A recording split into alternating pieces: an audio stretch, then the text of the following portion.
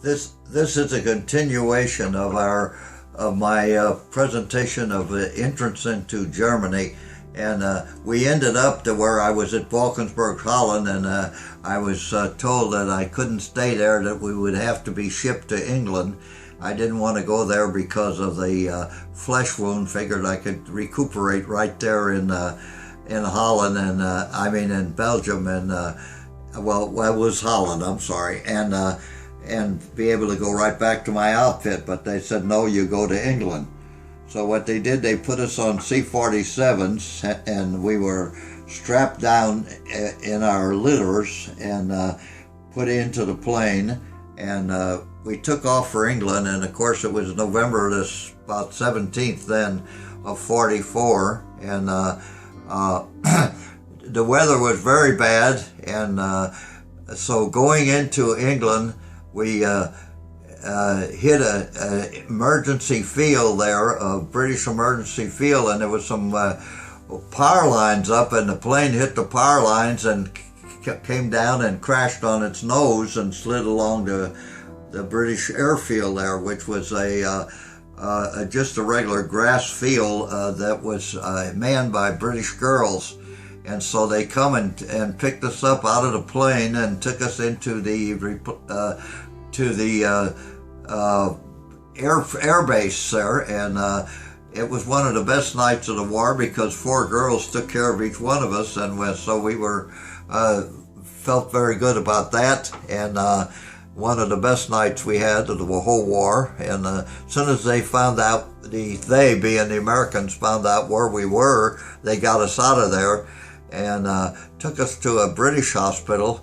And one of the funny things I remember about that I do want to say, I had to urinate, and so I kept saying, I want a duck. Well, we called it a duck in the American Army, and we were there at a British hospital temporarily for a few days, and so I kept asking for a duck, and they didn't know what it was, and so the nurse would ignore me.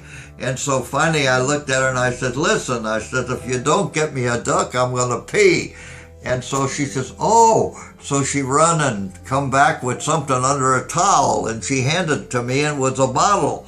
And she say, we call it the bottle here. And so they didn't know what I was talking about when I said I wanted a duck. So anyway, I got relieved. And so we got taken away and put in a replacement depot by a guy in Lichfield, England, and it was a guy named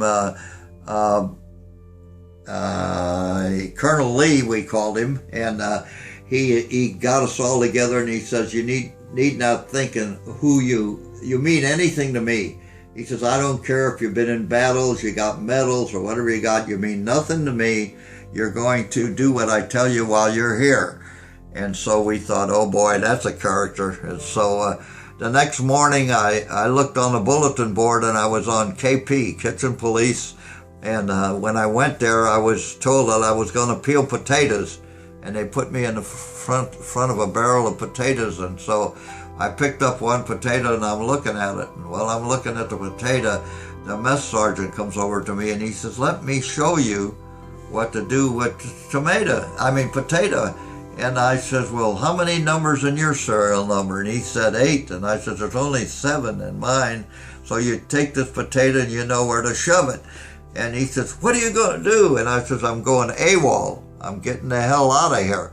And so I left there, and I got a ride down to the ports near Norfolk and that, and not Norfolk, it wasn't called Norfolk, that's American port, but at the port in England, and I met a captain that had a group of infantrymen replacements that were going over, and he was also a replacement officer, and he didn't know much about what war was all about, so he wanted me to go with him so he could ask me a lot of questions, and so I said, fine. So we got on a little LCI, they call them, and it carried a company of infantry, which was about 177 men, roughly, and so we go out into the English Channel, and while we're in the English Channel, it's bad weather and all that, we got hit by another ship and sunk.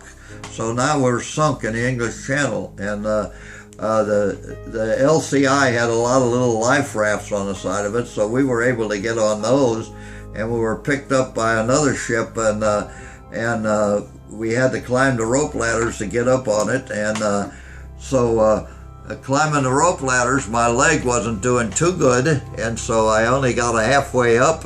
And I told the other guys as they were climbing past me, I says, have somebody come down and help me up. And so a couple of the sailors came down and helped me up the rope ladder till I got up on deck. When I got up on deck, the officer up there that was helping me get there said, I didn't do you any favors, because if you had drowned out there, you would have been a deserter from the American Army. Because here you were, you deserted the replacement depot, you were on charges in England, and here you were on a ship going to back to the front. And he said nobody would have known anything if you had drowned out there. You'd have just been a deserter from the American Army. I didn't think about that, but I could have really ruined myself right at that point. Well, ruined myself, I wouldn't have been there anyway, I'd have drowned. But anyway, when we got to Le Havre, the captain helped me get some equipment, a few equipment and that, some better clothes and additional things. And so I got on the Red Ball Highway. And the Red Ball Highway was a highway that went to and from the front with supplies, and mostly manned most of the times by black soldiers. And they had a rule that they were told that if anybody wanted to come back from the front, you weren't allowed to carry a passenger. But if anybody wanted to go up to the front, you would be allowed to carry them. So me, because I was going up to the front, they carried me up. I was able to join my group, the 2nd Armored Division, on the 22nd of December, which I've already talked about that on the Battle of the Bulge. So I wanted this segment here to lead up to the Battle of the Bulge, which is where we're going to insert it into our replies. So I'm not going to go too much on it here. I just wanted to get you to the Battle of the Bulge and what happened before that when we went into Germany. So that's it, and take care, and we'll talk later. God bless.